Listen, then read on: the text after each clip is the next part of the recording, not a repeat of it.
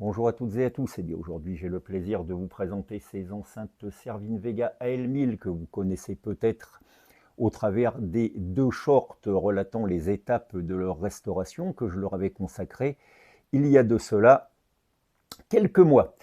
Alors, je me suis permis modestement, humblement, de reprendre un slogan bien connu, car ces enceintes américaines, donc, avaient bien besoin d'une restauration. Elles avaient subi 2 inondations qui avaient beaucoup abîmé le bas des ébénisteries. Les haut-parleurs n'étaient pas très frais, donc j'ai essayé de leur rendre un petit peu de leur lustre d'antan, et puis au travers de ce slogan, au passage, saluer un très grand pays qui a tant amené dans le domaine de l'audio, mais aussi saluer un très grand président, un humaniste, un homme de paix à la moralité irréprochable, dont notre probable futur président, M. Bardella, a pu dire qu'il ferait souffler un vent de liberté sur nos démocraties.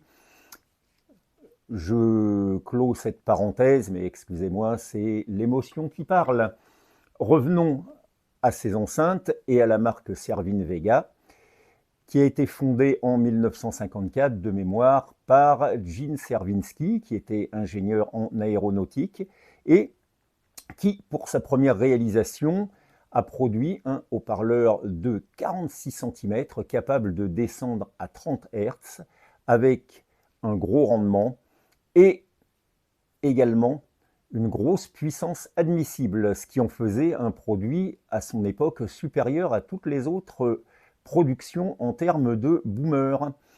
Eh bien, à la suite de ça, Servin Vega s'est, on va dire, divisé en 2 branches, a pris 2 orientations. Une orientation, on va dire, vers l'hi-fi et une autre vers la sonorisation. Rappelons au passage que Servin Vega est crédité de la production du premier amplificateur à transistor en 1957. Alors il est vrai que Servin Vega, on va les connaître surtout peut-être pour leur production en termes de sonorisation.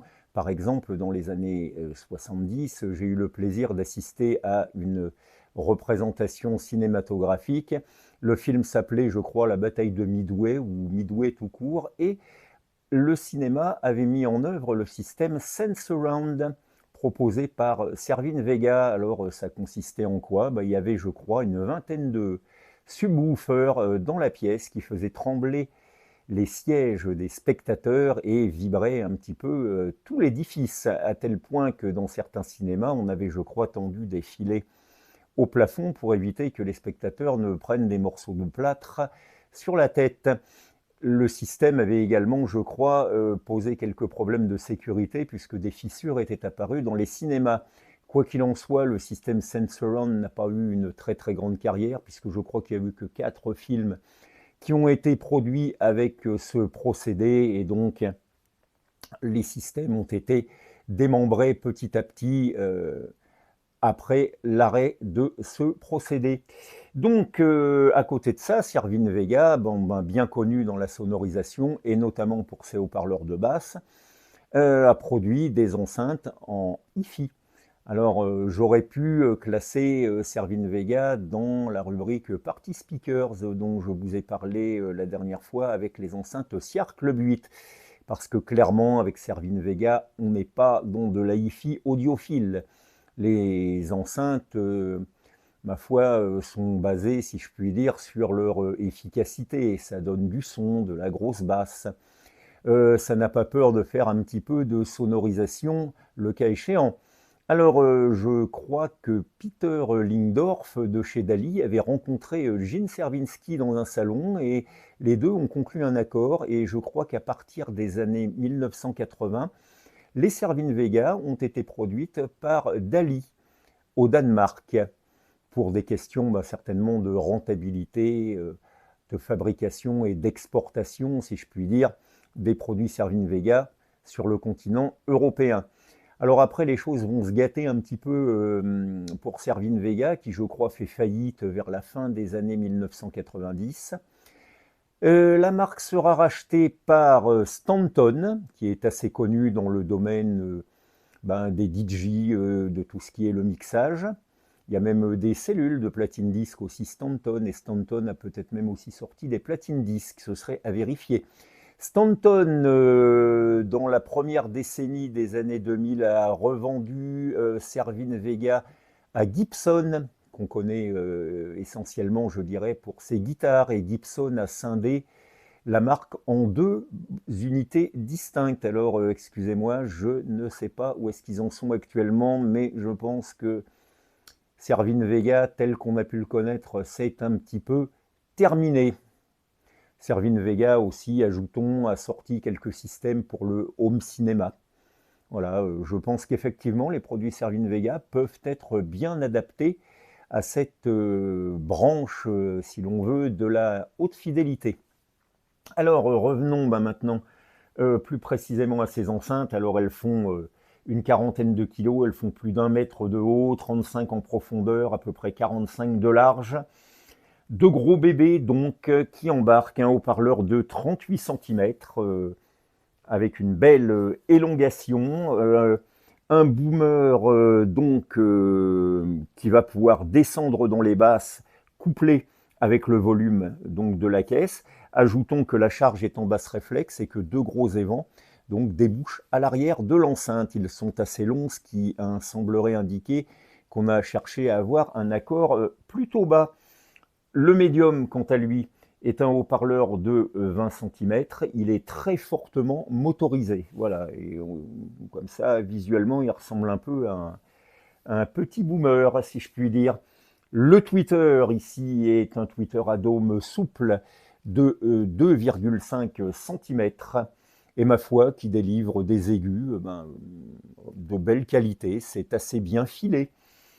À côté de ça, qu'est-ce qu'on va pouvoir en dire? Eh bien, la restauration avait consisté à refaire les suspensions des boomers, mais aussi à régénérer et recolorer la membrane qui était fortement défraîchie. Je vais vous mettre le lien des shorts dans la description, comme ça vous pourrez regarder avant et après.